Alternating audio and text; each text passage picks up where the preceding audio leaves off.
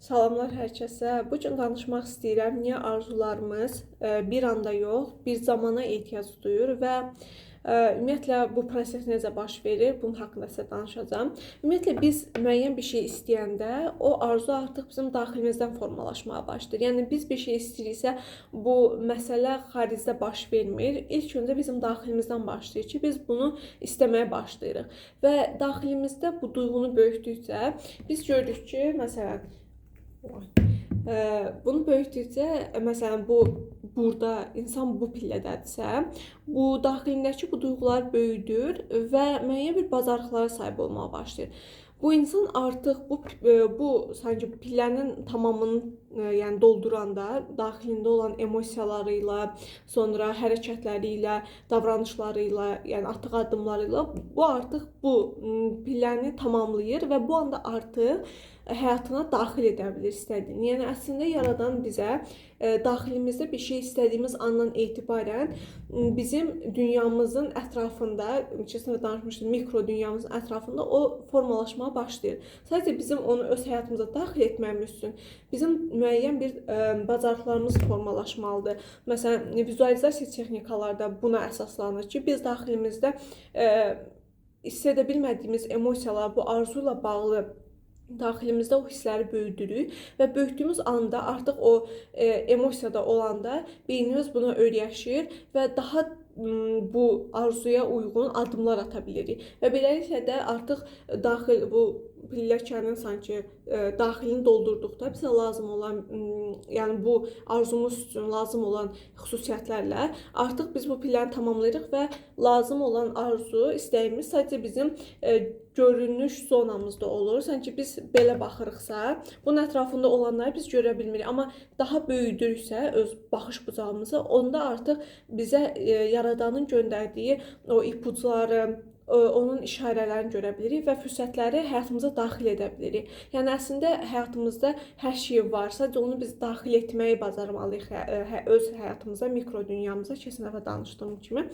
Və məsələn bu insan burada bitirdi bu pilləni və başqa bir pilləyə keçirdi. Çünki biz nə qədər də olmasa daima qarşımıza yeni məqsədlər qoyuruq. Və siz fikir versəniz, dönüb arxanıza baxsanız, siz görərsiniz ki, bir şey əldə edən anda o arzu sizə məsələn düşündüyünüzdən daha sadə gəlir. Yəni bir şey əldə etdiniz, düşünürsünüz ki, bəs mən bunun üçün bu qədər çalışmışdım. Yəni amma o əldə etdiyimiz an çox sadə görünür. Yəni bu da yaradanın bizə göstərdiyi bir yoldur sanki. Məsələn biz bir şeyi çox istəyəndə və onu həyatımızda görməyəndə o bizə vermir onu. Çünki biz ona hazır olmuruq bir yerdə. Amma biz nə vaxt ki onun sanki arxasına qaçmırıq, daha rahat oluruq, onu buraxırıq, öz sanki mərkəzimizə qayıdırıq, yəni özümüzü mərkəzə qoyuruq. O anda artıq bizə lazım olan işarələr görürük və onu həyatımıza daha rahat daxil edirik.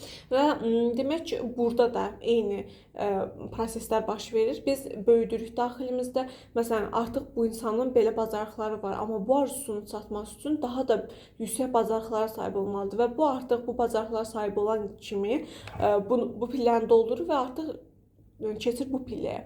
Və eyni ilə də bizim həyatımızda belə bir daha proqresə yönümlü bir davranışlar, arzular, yəni bir sözlə həyat bizi daima irəli aparmağa məqsəd yönümlüdür. Amma bəzən məsələn bir insan buradan bura keçməyə çətinlik çəkir. Çünki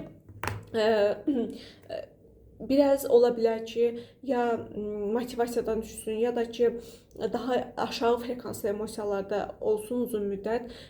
Məsələn, yüksək frekanslı emosiyalara aiddir sevgi, huzur, xoşbəxtlik, amma aşağı frekanslı emosiyalara daxildir narahatlıq, qorxu, kədər və bu insan artıq aşağı frekanslı emosiyalarda olanda öz məqsədini sanki görə bilmir. Onun qarşısını bir duman alır. Amma artıq o daha yüksək emosiyalara keçəndə artıq beyni daha yaxşı işləməyə başlayır və ona həll yolları qarşısına qoyur və əslində yaradan bizlə müəyyən insanlar vasitəsilə, müəyyən ipuclarla danışır. Amma əgər biz baxış bucağımız bu qədərdirsə, biz onu görmürük. Amma biz məsələn huzurda olanda, daxilimizdə şərtsiz sevgini böyütdükdə, daha yaradana yaxın emosiyalarda olduqda biz artıq həm baxış bucağımızı böyütmüş oluruq, həm də ki, Yaradanın bizim həyatımıza gətirəcəyi bütün gözəllikləri həyatımıza daxil edə bilirik.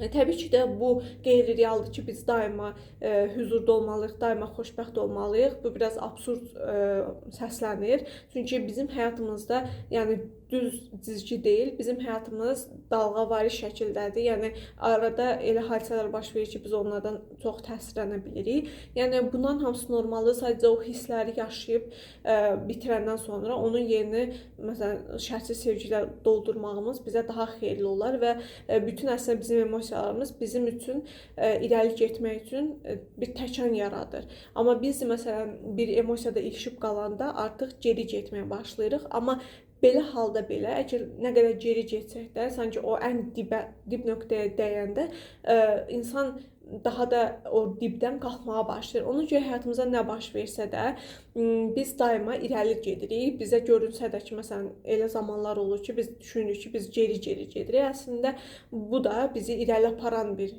faktordur. Sadəcə onu bir müddət keçəndən sonra görürük ki, əslində bu duyğu bizə lazım idi ki, bu dərsi başa düşək və irəli daha rahat gedək.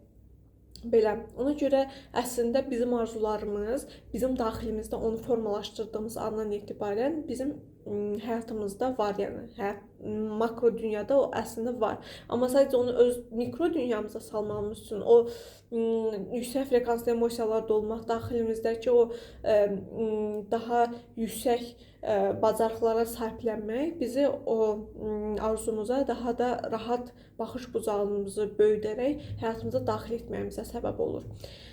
Belə. Bu gün bundan danışırdım. Niyə bəzi arzularımız ümumiyyətlə zamana ehtiyacı var? Belə.